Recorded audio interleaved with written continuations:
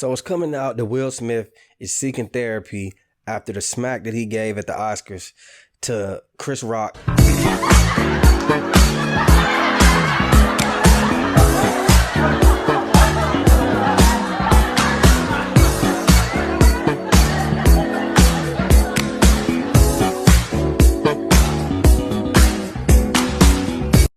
He's saying that Chris Rock, when he said that joke about Jada Pinkett Smith, it triggered him to his childhood, to where he said that he couldn't defend his mom when his dad used to beat on his mom.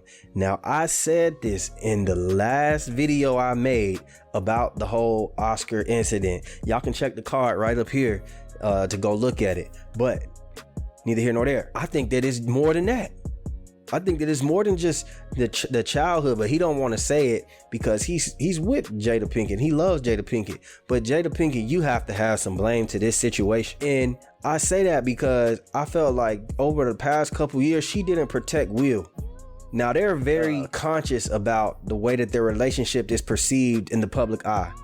But over the past couple years, there's been chinks thrown into the armor. And that's from Jada's side.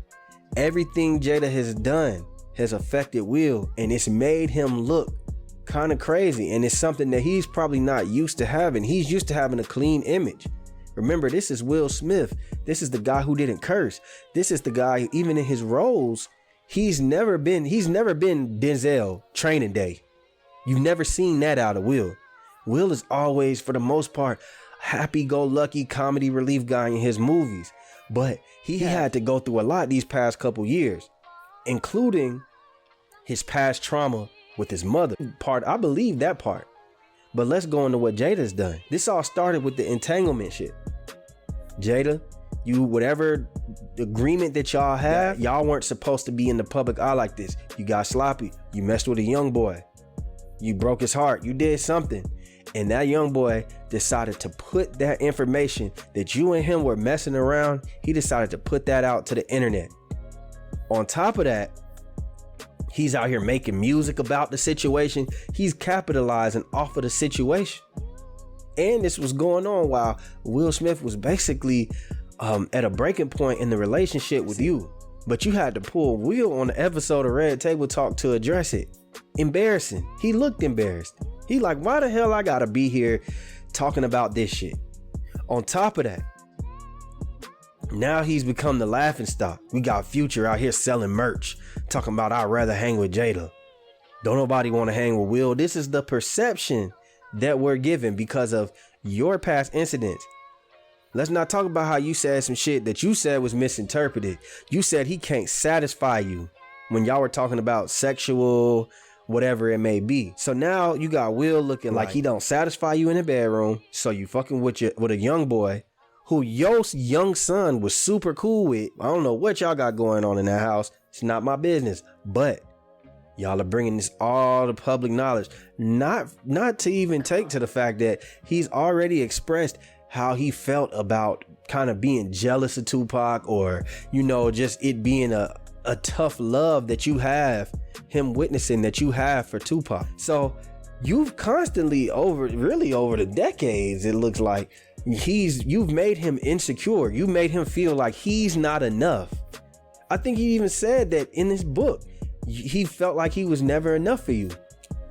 So I don't know, like if he's going to therapy, maybe he's gonna unpack that, but he don't want to put that out because he's still protecting you. He should. But that slap wasn't for Chris Rock. That slap was because of the hurt from Jada Pinkett. Hey man, that's just what it is. I'm not here to disrespect Jada. I think Jada's probably a good person. But I think that sometimes you don't realize the hurt that you inflict on people. And I ain't saying I'm perfect. I'm just saying, just studying this situation, it's more than just that. Because for him to be smiling when the joke and laughing when the joke was made, and then to turn over and look at you and see that you were upset, that didn't warrant a smack. I seen Shannon Sharp say this is how he should have went about the incident. Most likely he knew he was winning that award. You win that award, you go up there. Hey, listen, Chris Rock, I know everything, you're a comedian and everything's jokes, but my wife, she suffers from alopecia, and it's very, close to her. It's very near and dear to her heart that she has to suffer through that condition. So when you make jokes like that, I just want you to understand that it may hurt people. That's what you say. That's how you check. Or you tell your wife, hey, look, I got you. I'm gonna address this. You address him in the back. Shit, if you want to smack him, you smack him in the back. You don't smack somebody on live TV, disrespect them like that. And I think you kind of picked and chose your battle, because I think if that was a white man up there, or if that was a bigger man, you wouldn't have went up there. Like if it was somebody 6'2", 6'3", 200 pounds, your size, I don't think you go up there and smack them. And then I'm looking at an old interview on TikTok of Chris Rock on Howard Stern, and Chris Rock is saying how basically he was beat up, bullied, sexually assaulted, borderline sexually assaulted as a kid, all the stuff that he went through. And let's talk about the shit that you may have triggered from him. And you took advantage of him because you knew that he wasn't going to hit you back. And that's why I thought it was like, damn, bro, that's how we doing it. I don't care that it's the Oscars. I don't care that it's in front of white folks. It's just, I don't want to see. First of all, I'm a firm believer of keep your hands to yourself. Keep your hands to yourself. Excuse me. Keep your hands to yourself unless somebody has hit you first, or you feel the need that you're in a position to where you have to fight. So for you at 50, Chris Rock at 50, for y'all to be going through this, man, you shouldn't have did that, Will. I'm sorry. And I had to think about it, like, because the immature part of me, I thought it was funny. Like, damn, he handled his business like a gangster. But when you actually look at that, it's kind of pathetic. Especially when you realize, and you just admitted, that it really wasn't Chris Rock. It was your past that was triggered. And that's why you were so broken and crying at that stand. And maybe you had that influence from Richard Williams. Maybe it's something in that movie, because that's what it sounded like, something in that movie that just made you feel like you had to do that. Now, I'm glad you apologized.